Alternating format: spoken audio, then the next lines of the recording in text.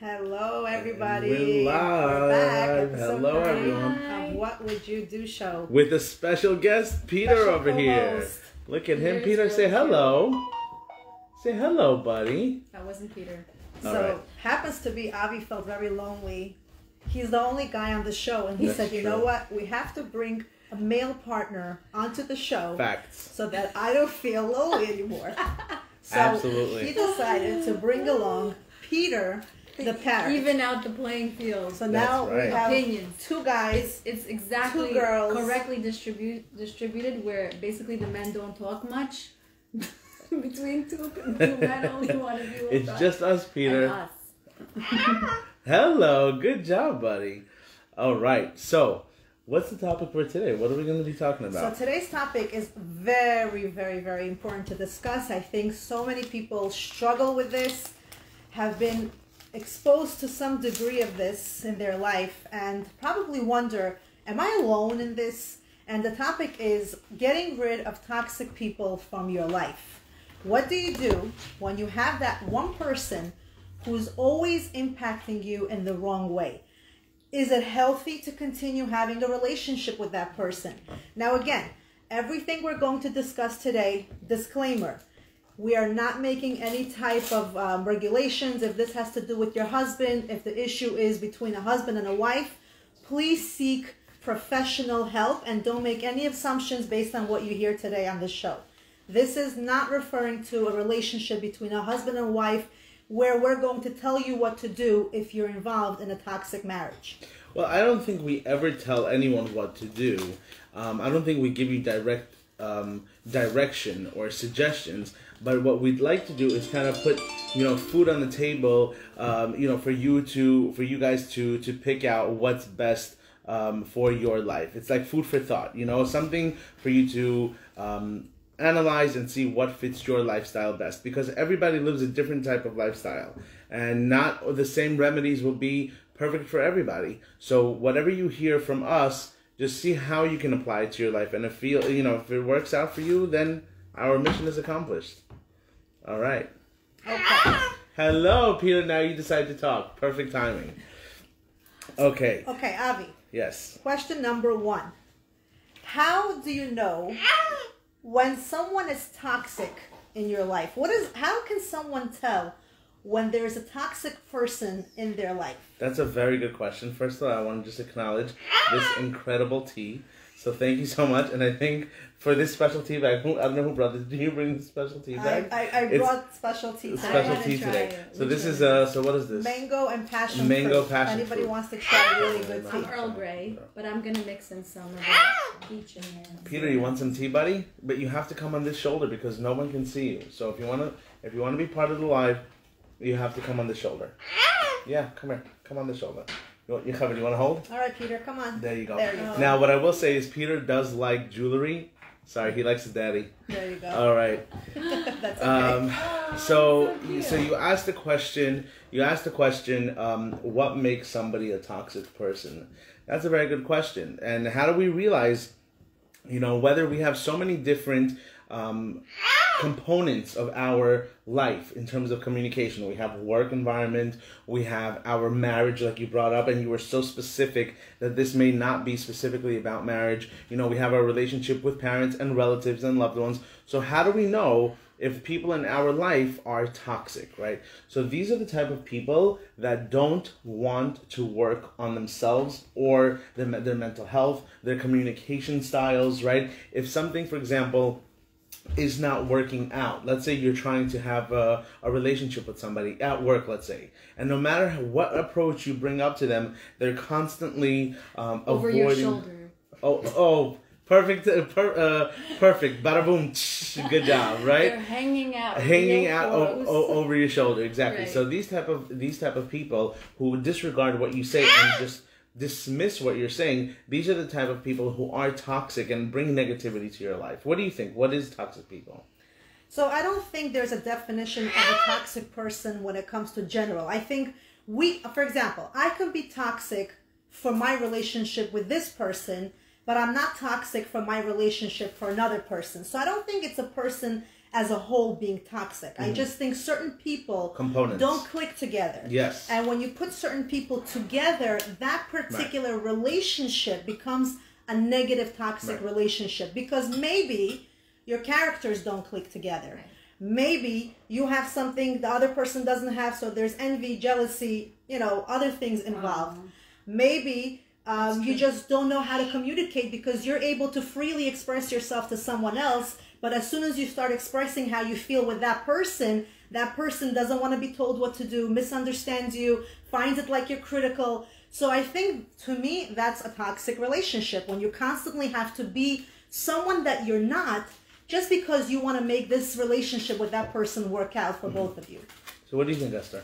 Honestly, I think a lot of people around us can be not for our benefit, right? But it doesn't bother us, right? Sometimes we'll see people and we're like, whatever, that's who they are.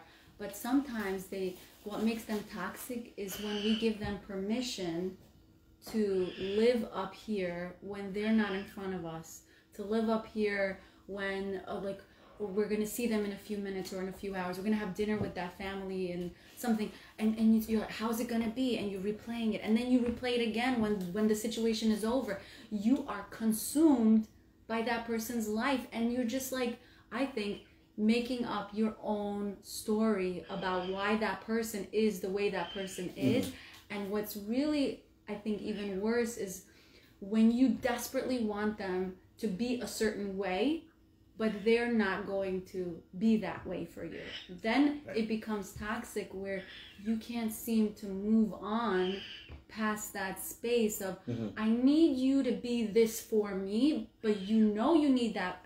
I need that, but you're not giving that to me. So you're holding on to something, and I need you to be something for me. You're not going to give it to me. So that's like toxic to me. Can I add something else? I think toxic also involves, if you know that person is going to walk into a room and your heart rate goes up, not in a good way. We're not talking about like a love relationship where you're like, oh my God.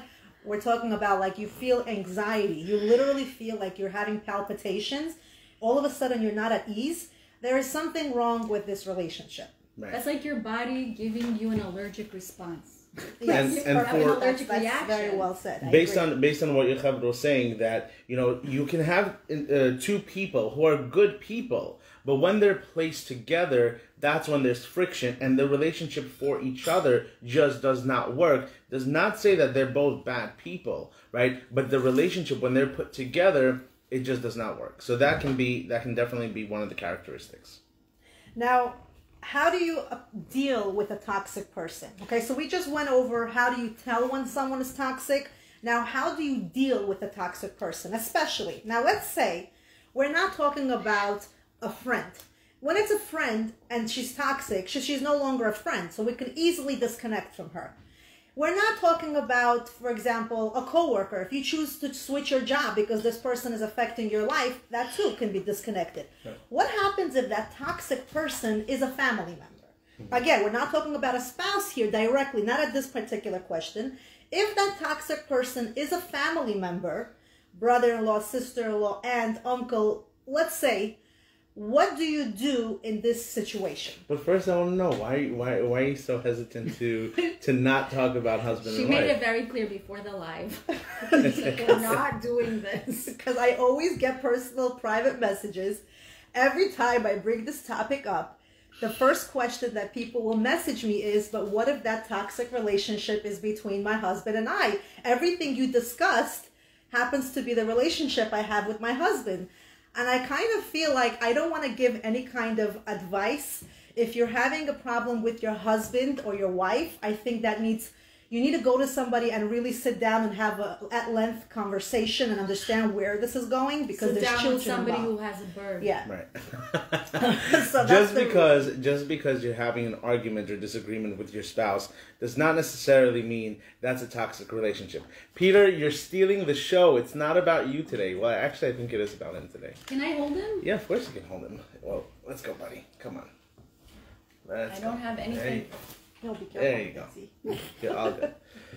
Oh my God. So he's actually wearing a diper, So if you much notice. heavier than I So if you expected. notice, he's wearing a diaper, so this way he doesn't poop on Yocheved's notes. you can poop all We're you not want. worried about Esther's hands. Oh, right. Hey, What's up? 6 feet. Okay. Oh no, he got tested. He's good. Socially distant. You actually Exactly. tested him? No, I'm just kidding. Oh, I was like, So my yeah, God. bird Oh my animals. God. You're good. You're not. You might actually go for your pearls on your hat because they love shiny things. Oh, this is new. Please don't break this. He probably will. Don't swallow it. Just No, don't no, swallow. he'll be okay. It feels So- like a massage, but not the good kind.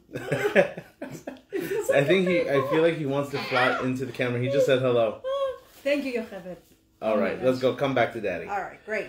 All right. So you mentioned first number one would be to find the triggers of the toxicity. Ooh. Where in your life is it toxic? Think about mental health as a puzzle piece, okay? Before we start with helping ourselves in mental health, right? We have to kind of break it down piece by piece to try to identify where the stressors are coming from, okay? So when a person feels like they're in a toxic environment, right? Number one thing to do is find the source of the toxicity, right? So let's say just because Yocheved said she doesn't want to talk about relationships between husband and wife, we're going to talk about, let's say... Relationships with husbands and wives. Exactly. Let's do it. Right? No, but let's talk about toxicity in the work environment. And this comes up so much, for men and for women. People say that they have, let's say, a toxic coworker, somebody that they can't work with, somebody that doesn't listen to them, for example, right? So what do you do in a situation like that? Sometimes also what people do is they maximize. They say, my whole job is a toxic work environment, right? And then when you actually really get down to it, is your whole job, though, everybody in your job toxic? Every single person, including the janitor, including the secretary, including the receptionist, is everybody really toxic? And then you say, well, not the janitor, not the receptionist, not the security guard. So who's toxic? Are the people on the first floor toxic? Well, no, not really. They're actually pretty nice to me. Okay, how about the second floor? And you slowly narrow it down, and then you get, let's say, to one unit that's toxic to you. And then when you get to that unit, and then you narrow it even more down. You say, well, you know what? Actually, one person or two people are the toxic people there. Does it take that long to get to that person? Sometimes. You have to, like, I would feel like you out. would kind of know who that toxic person is. Sometimes people they generalize and they make the issue so much bigger than it actually because is. in their mind it is. Right. It's So consuming them. exactly, they feel consumed by it, and therefore they feel like my whole job is toxic. But in reality, it may just be your relationship with somebody. You can also apply this to, let's say, your spouse's family member, right? A family side, right? You can say, oh, I hate my spouse's family, right? And you're generalizing, you're saying everybody. But then when you actually narrow it down, it may just be one or two people that you just don't like. Right. Obviously every situation is so different. I love how we're having a serious conversation, and Peter is just I think we may have to put Peter back in doing his cage. own thing.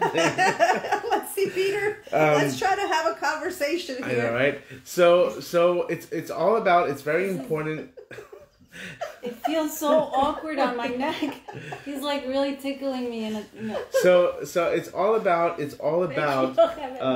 narrowing it He down, likes me. I and think he does like reminds me of one of the earlier relationships I had. Okay, so it's all about narrowing it down and understanding where the trigger is coming from. From that moment, it's like, think about a car, right? If your car keeps on breaking down, oftentimes people are just not going to change out their car, right? They're going to go to the mechanic and see what is the problem. What is the mechanic going to do? He's going to find out where the trigger is, what's causing the car to break down, and he's going to try to fix that problem. Okay, Peter, I think it's time for you to go. I think Peter's bye-bye. going back to All his right, cage. bye-bye, everyone. everybody. Say bye. Bye. We'll be Give him right some back. love. Give him some love. We'll be back after the commercial. He's really taking your kippah apart there. So, He's while really trying. Avi tries to put his bird back in the cage, oh, there he goes. Again, this is a very serious topic. So if anybody of you is struggling with a toxic person in your life to the point where it's affecting your health and you don't know how to let go because you feel that if you let go of this relationship, you will start to blame yourself. It's your fault. Maybe you could have tried to make that relationship work. Maybe everyone else seems to get along with that person. Why can't you seem to get along with that person? Is the problem you? And you really start to penalize yourself and self-persecute yourself with thoughts that something is apparently wrong with you because you're the one that can't seem to get along with a person which everyone else seems to be perfectly fine with. And that is the reason why I specifically wanted to talk about this topic today, because I feel like it's extremely important to stop blaming yourself. If you did the best you can do to make a relationship work and it's not working, you need to know when to put a boundary, when to be at peace, when to let go in a very healthy way. Because there is a concept called forgiveness. Forgive the person. But Avi, we forgive someone, but do we forget what they did to us when we were on good terms with them? So that is a very good point. Esther, I'll let you go first. What do you think about that? And then I'll answer. Oh, Esther, go ahead. Repeat the question. Should we forgive and forget? Honestly, I think forgiving and forgetting is, for many of us, it's like very hard to do, because we don't want to forget what they did, maybe as like a defense for us not to let them hurt us again. Mm-hmm. But what you're referring to is the good that they also did for us, right? So let's say you decided from now on you want to distance yourself from this person. They've hurt you so badly. So you told yourself, you know what? I'm not going to hold a grudge right now. I'm going to forgive this person for all the pain they've got me through. But are you supposed to forget what they did to you? I think you have to transform what they did to you. How? As what it's for you, not to you. Okay. Because they are just helping you realize where you can develop more as a human being. Because if you're feeling so broken about a relationship in your life where you're just kind of like, how do I deal with this person? How do I cope? There's something there to develop. There's something there, learning compassion, learning how, and I'm not talking about somebody who's abusing you, okay? This is not an abusive relationship. I'm talking about somebody who maybe just doesn't have an emotionally developed piece of herself or himself, or maybe he's just a little bit like, stunted intellectually to notice nuances, or to how some people just don't get things, and we're taking it like, why are they treating us this way? That's just how they are. And when we learn to have compassion for them, we don't have to necessarily forget that what they did. We just have to transform. Right. So I have an interesting visual. We know Yocheved and Esther love visuals, so I'll bring you a visual. Yocheved, can I get one paper from your special notebook? Sure. I know this is a big thing because this is a really cool notebook. Actually, Esther's. Esther. It's actually my husband. Oh, whoops. Well, thanks, Azaria. Okay, so we're going to try, as you guys can see, this is a perfectly neat, nice paper that's not crumpled up, okay? So, say something mean to the paper. Something.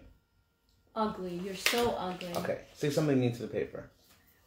You're so dark. Say something mean to the paper. I wish you were never here. Say something mean to the paper.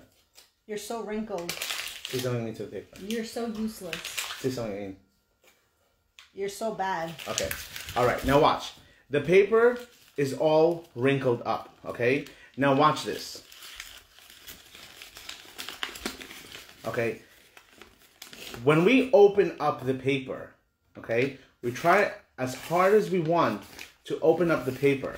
But no matter how hard we try, the paper will always have the wrinkles on them. And this is the best example that I can show to explain forgive and forget. And I'll tell you why and what the connection is. We're human beings. We're not a computer where we can just click delete and we completely forget about the memory, right? Every single interaction that happens in our life shapes us and molds us. Just like Yocheved and Esther were able to say something to this paper that crumpled it slowly and slowly and slowly and made it so crinkled up, right? And when I opened it, you still see the scars. Same thing with a person. Yes, you can forgive, which is opening up the paper just like I did, right? That is the forgiveness. You're standing nice and strong. But can you forget?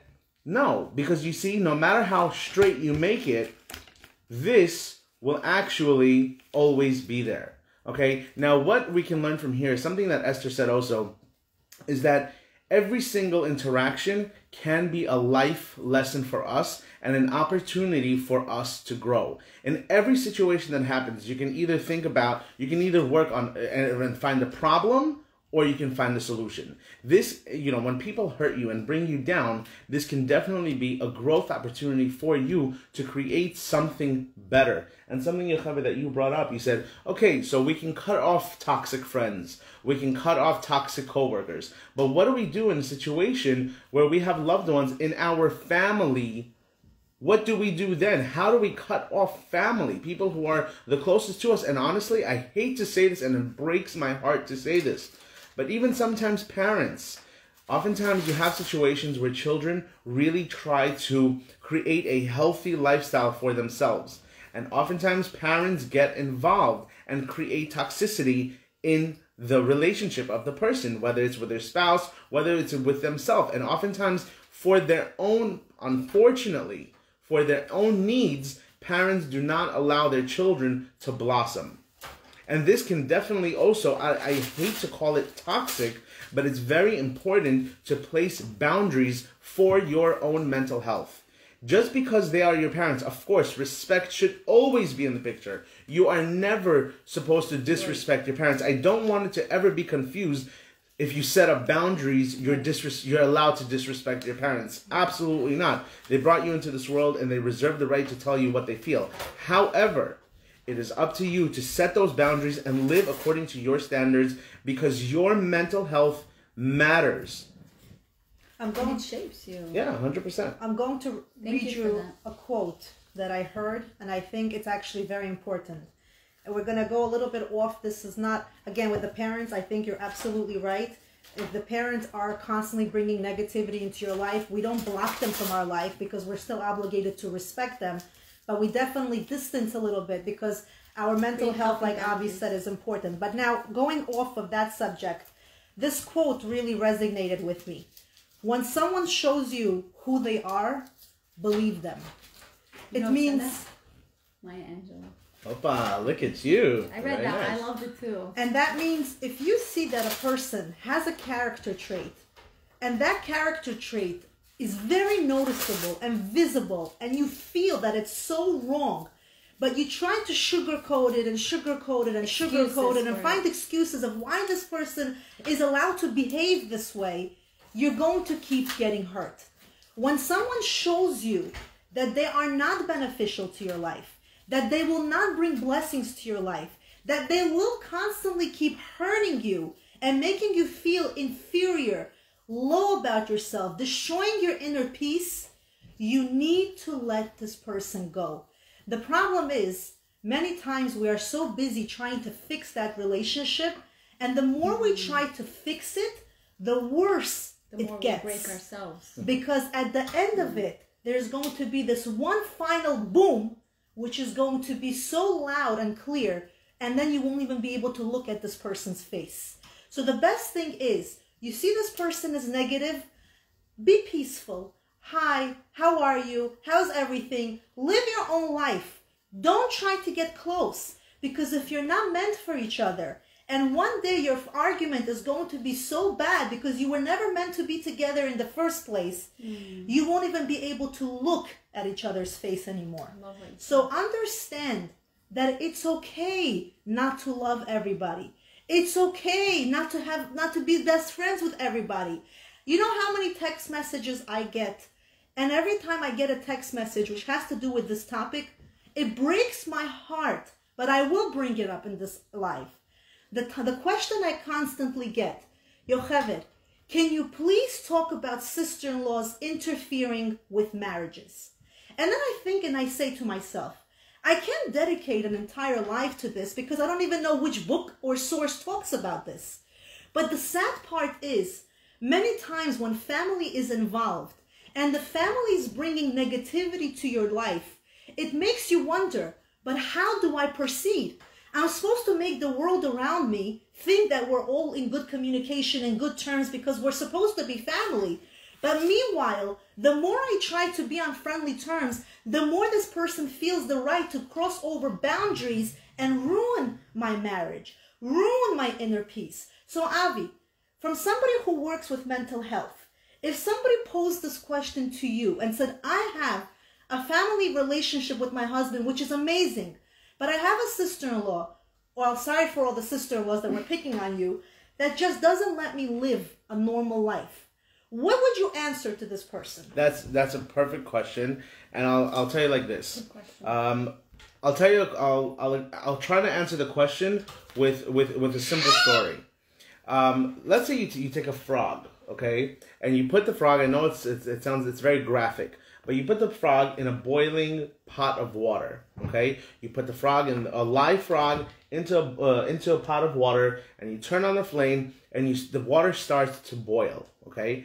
As the water starts to get hot, the temperature of the frog will start to change, and it's going to start to adapt to the heat of the water. And the hotter the water gets, the more the frog changes the temperature of the body. At a certain point, the temperature is going to get so hot that the frog is not going to be able to change its temperature anymore, and it's going to want to jump out of the pot. But it's not going to be able to jump out of the pot because it spent all that energy on constantly changing the body temperature over and over and over and over again. And when it's time to jump and free itself and live, he will not be able to. It's all spent out. So it's so important to identify the toxicity in our life before it gets too late. Just like Yocheved said, you don't want to wait till the last moment for the straw to break the camel's back and then something to blow up and be so turn to such an ugly situation. So beforehand, if you can, do whatever you can to stop it. And how does somebody stop it? So number one is to identify where it's coming from. Once it's identified, you know the source. Number two, it's to be able to address the source. So for example, let's say it's a case of a sister-in-law, right? To be able to head on in the most respectful, calm, peaceful way. Obviously, environment plays a big role. So if you can go out, for some coffee, if you can meet in a place that's not a triggering place. Obviously, you wouldn't want to meet in your mother-in-law's house, or you wouldn't want to meet in your house or in her house. Territory, just like in the animal world, territory is a big thing. Same thing, even with humans, environment plays a big role. That's why sometimes, think about it this way. When a couple, when they just start to date, right, they try very hard to go to these nice romantic places. What's this whole concept of romantic places, right? Romance. It's because the environment, you're setting the mood up for cues, exactly, to be able to kind of open your mind to be able to communicate. Same thing with this person, to be able to have a peaceful interaction. Create a nice environment. Invite them for lunch. Invite them, and also sometimes the person feels like this person really messed up my life. Like, why should I go above and beyond and now take them for lunch or get them a coffee or do something? Because sometimes it takes investment to make something work. This is a lot of work, right? Having communication is definitely a lot of work, especially if you feel like there's something to work on. If you feel like there's nothing to work on and this is something that you want to completely cross off your list and just focus on yourself, then that's what you can do. And the key word is focus on yourself. You cannot and will not ever change anyone, even your spouse, no matter how much you try. The goal here is to work on yourself and better yourself. You can only control your actions. Wow. So that's how that's a great how answer. Esther, how would you answer that question? Somebody approached you, a friend, a colleague, a coworker, and said, I'm having a really hard time dealing with a family member who's really being toxic, but because it's family, I can't just separate. We have to be close and friendly. What would you say to that person? First of all, I want to just say you guys are awesome. I just Thank love you. listening. I feel like so honored to. Cheers to that. Cheers, everybody. Cheers, cheers, cheers, cheers, cheers. Cheers, everybody. I love it. I feel like I get like real. This is Hashem put me in this spot, so I get the most education. Like I feel like. So here's what I think, Avi, just based off of what you said. I love that you said offer like a peace offering where you want to work together, but with this caveat, I would add, without expectation of changing that person. Great. When you strip the outcome from the experience, it doesn't put a burden on you that like you're responsible for the way this person's supposed to behave. because you're trying to make peace. Is this person trying to be peaceful with you? And then you become more frustrated that like, wow, I'm really trying, and this person is really not trying, and I thought this would work by now. You know, all these like thoughts that make you again dwell on the stuff that you have no power over. Really, once you let go of that, that's called emuna. Emuna, and I think this is the basis of these toxic relationships, learning to have faith that God brought this relationship into your life to show you who you are and to teach you how to develop into a better person. It's not to name call or shame or hurt one another or talk about each other, because when you do that, you're falling. You're falling from your own soulful space of power. If you want to grow into your bigger self, you have to understand that's going to come when you let go of who that person is. Because you don't know why that person is like that. You have no idea. Like when he showed me that crumpled paper, just imagine the person who's being toxic to you, she's been told all these things, and that toxic person to you has been given so many toxic experiences herself or himself. Doesn't that make you feel a little bit more compassionate? Because you're looking from a straight paper. Or maybe you're not a straight paper, but you're looking at a paper that's been so abused, used. You don't know. And I love, Avi said this last time, I've said it again since, we each have a chapter in our life that we don't read out loud. Mm-hmm. That person may be going through something, have experienced something, we don't know. But Emuna means it's not my job to fix you. Emuna means trusting the process. Emuna means trusting all the powers that come into the world, that karma is going to take care of itself. You work and be busy with yourself, because you can't be busy with someone else. You won't be able. Can I add one thing? Of course. Since you were talking about visual aids, I actually mentioned this to Yocheved. My daughter, she filled a pot up with water. It was dirty from Shabbat. She made we made Oshlo. So today I was like cleaning out the pot, and it was disgusting, smelly. And I thought to myself, this is what holding a grudge looks like. You can't be productively using your tools if you're too busy harboring on things that aren't serving you. You can't use it for productive things, and it's just making a toxic space in your life. You have to actually spill out the water, clean it, be busy with being proactive with yourself. Work on yourself, work on what you can control, and then all of a sudden you'll see like all the things you can create for yourself. I'm going to add something to what Avi said before, which I want to just specify, because I think, Avi, you said that sometimes we want to go somewhere with a person, have a conversation, a discussion. That's a really wonderful idea. But we have to also, something I think I've learned over my own experiences that I want to add to this. Certain people, no matter how much you try to talk to them, explain things to them, show them your side of the story, they don't want to hear your story. They don't want to hear anything from you. Certain people simply don't like you. It doesn't matter if you love yourself and the entire world seems to love you. Certain people don't like you. And that's okay. And that's fine. When you see that happening, don't try to give an explanation, a reason, a justification, going out. With those people, simply, nicely, respectfully, make yourself busy, walk away. Don't show them that you have any feeling of grudge or hurt or negativity, but in your heart understand. Because you don't. That's the whole process, is being able to Says who? no, one second. Yocheved like, no, there's definitely things going on inside. The only way you can live a peaceful life is allowing them to feel whatever they want to feel, but you living at peace. That's the biggest. The powerful, yeah. Right. How do you do that? So, like you said, Yocheved, creating things in your life, keeping busy, because I always say this: your mind cannot think about two things at one time. Mm-hmm. It's not possible. If you're focused on work, if you're focused on your family, if you're focused on your kids, if you're focused on your job, if you're focused on your hobbies are very important. Sometimes people have too much time on their hands. It's possible. Yes. And if you have too much time on your hands, get a hobby. Do something that you love. So this way your mind won't focus on that negativity. And if those negative, you know the saying, it takes two to tango, right? If you're busy and doing your own thing and not allowing that person to penetrate you, there's no way. After a certain while, they see they're trying, but there's no reaction. I believe strongly in this book. I forgot. I don't remember. I was part of this seminar. What's it called with Rachel Shaul? Oh, the positivity. Yeah, the positivity course. And she said a lot about like what you think about when you think about someone else. Realize this is an echo, and they are also experiencing 100%.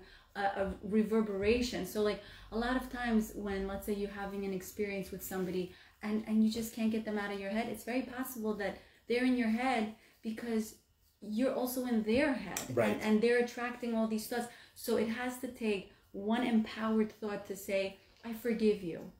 I'm letting you go. I'm going to be busy with my blessings. And sometimes it's as simple as being redirected, like you said, to focus on what you're grateful for, to get back to basics about like what are you happy about, and you'd be surprised how many things you'll get done. Right. A lot of us are very tired with being busy, but we at the end of the day didn't do much. Mm-hmm. If you look, I still haven't done. I'm so tired, but it's a lot of mental busy. Yeah, right. You're just overwhelmed with thoughts. Especially, for some people, the phone can be very toxic. We like you said, we think we did so much, but we notice we actually haven't, because whether we're getting a phone call, we're looking at social media, we're getting a text, sending a text message. So that kind of takes up a lot of our time. Creating a checklist or things that you want to do actually very much helps. Also, Esther, what you said about positive affirmations, saying things and sending messages. I'm a firm believer about sending messages through the universe to somebody else. For example, did you ever have a situation where you wanted to wear a white shirt and you look at the shirt in the closet and think, I'm going to get the shirt dirty. And you go to your party and you get the shirt dirty. Why does that happen? Or for example, you're leaving work, you're leaving the house and you say, oh man, I'm going to get into traffic today, right? And exactly, you get into traffic today. When we use these negative terms, traffic, dirty, hurt, right? Instead of saying it that way, or we don't even use, when we speak, we should try not to even use negativity. For example, I hope you can think about this sentence. I hope I won't get into traffic today. That's one way of saying it. Now think about, today I will make it to work on time. I hope I get a smooth ride. It's your mindset. Or, exactly, a smooth ride, right? So you're saying the same thing, but in one is negative, one is positive. Like, I hope I don't get into debt versus I hope I will make a lot of money. Right. Exactly. So two different spaces. Right. Very so it's all about what we say. Words have so much power. Mm-hmm. What we put out there can actually become. That's why even in my practice, when I work with clients, I often stress how important positive affirmations are.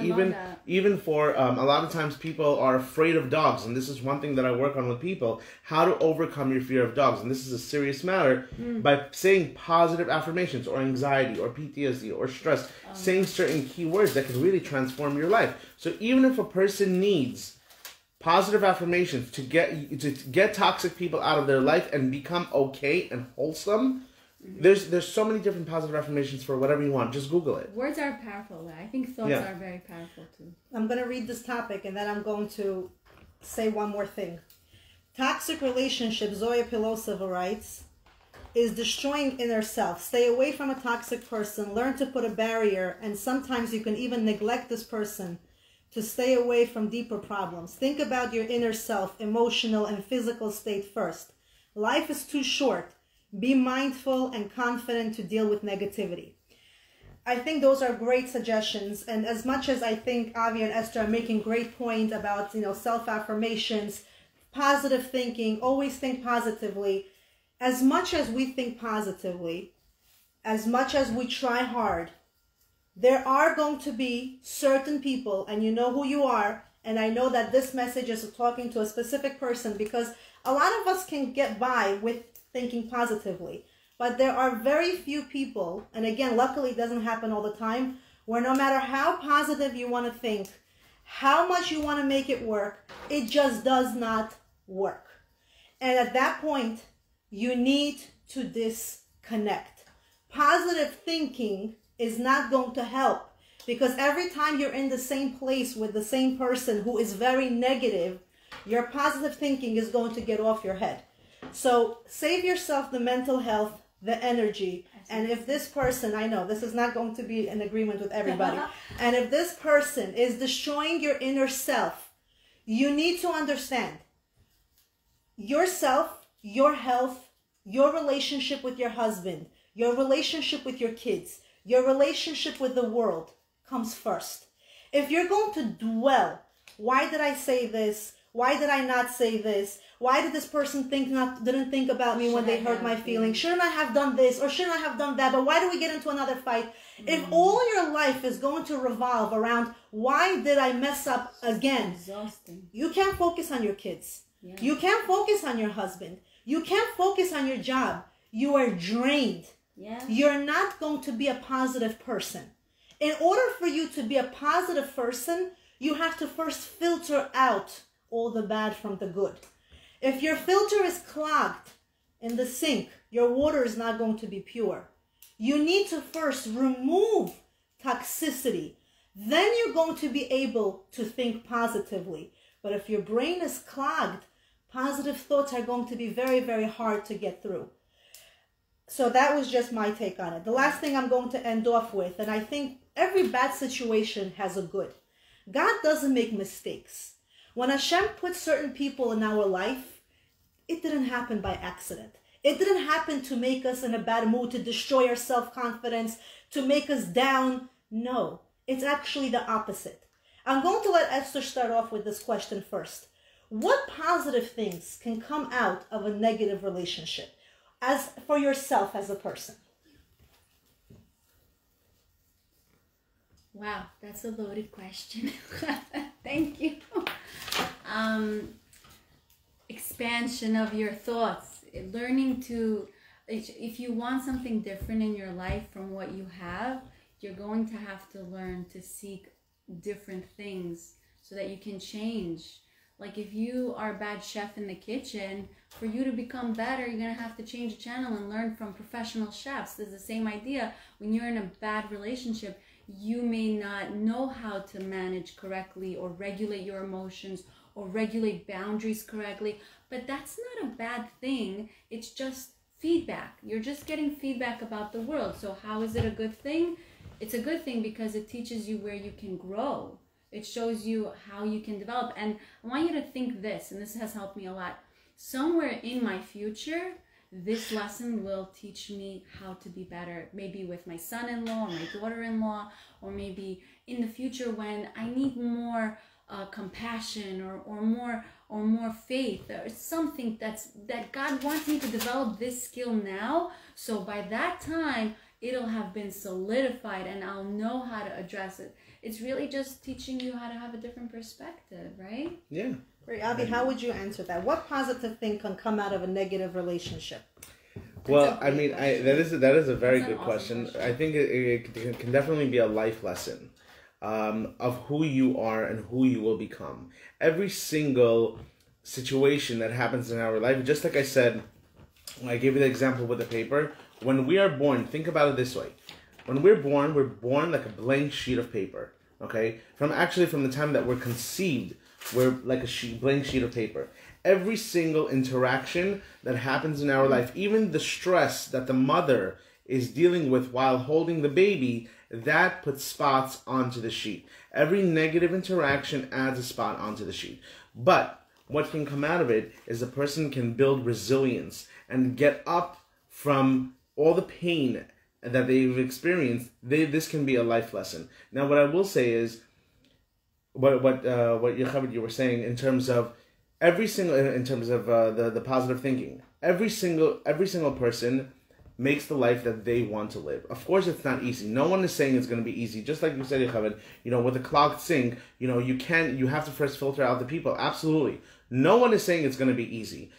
Mental health is not a simple task. It takes work. It takes a lot of work. It's daily work. Waking up in the morning and creating a happy, positive day for yourself. People who are generally happy, if you speak to them, don't think for 1 second that their life is perfect and that they don't have issues. They have a lot of challenges that come up their way, but it's up to them to be optimistic and try their best to find the silver lining, even in the darkest days. Even in situations where you're like, what the heck is going on? How can I find the positivity from this, right? There's so many amazing organizations that when, for example, when a person passes away, right, they create this awesome organization to bring goodness or positivity into the world, right? So that's a way of finding the silver lining from something so dark and terrible. That's happening right? now with that Efrat. Yeah, it is. Yeah, exactly. So in our life, when we're dealing with hardship and challenges, yes, it's so easy for this to suck us down, right? But it's up to us to really try to make a better life for ourselves. You know why? Because this is our life. And we, of course, with the help of God, but it's up to us to make it a good life, of course, with God's help. 100%. Beautiful. I feel like clapping for you. It's amazing. Awesome. This is such a good topic. Drop the mic. Yeah, that was awesome. And last, the way I would answer it might be a combination of what they both said. I actually think when we have a negative person in our life, enough to really, and I don't mean just like for 2 months out of their entire life there was a negative person. I'm talking about a long-standing negative relationship for years. I think it allows us to get to know ourselves better. This person, without even realizing that they're not even realizing what a blessing they are to you, because all of a sudden you sit and you think to yourself, who am I? Why am I getting so touched by this person's actions? You start to develop this sort of patience that you've never even thought you had, because only with patience you're able to tolerate so much that this person is putting you through.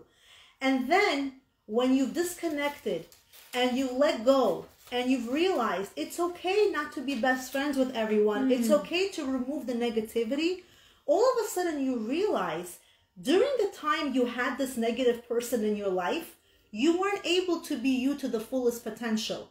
For some reason, something there was a barricade. But when you learn to let go and only have positive people in your life, you flourish. You feel prideful because you're saying, wow, I'm actually really capable of X, Y, and Z. When I was with that negative person, I always felt so low about myself. So even having a negative person in your life can be a blessing, because it's going to let you know who you are and be in tune with yourself. And sometimes you don't know your strength, because of your childhood that you were always beaten and brought down and made fun of and said you're no good, right? And now you're an adult and you feel like, people can treat me this way. I'm no good anyways. I was always told in my life that this is the way I am. You can change. There is resolution always for everyone. However, if a person does not want to change, they will not change. And it's up to you to be able to change yourself, but never try to change someone else, because that will just not happen. All right? That's a real mic drop now. Guys, thank you so much for tuning in. If you have any final questions, let us know so we can answer it. But if not, keep texting us, keep sending the messages so we can answer you guys. If you have any suggestions for next week, let us know. We will definitely try to address it.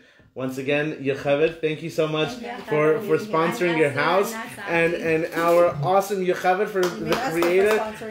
I said Esther for sponsoring us, and Yocheved for creating the show. I think you are doing such a great job. I think this means a lot to so many people. So Yocheved, good idea. And if you guys enjoyed it, let us know what your thoughts are. Thank you so much, and have a good night. Have a good night. All right.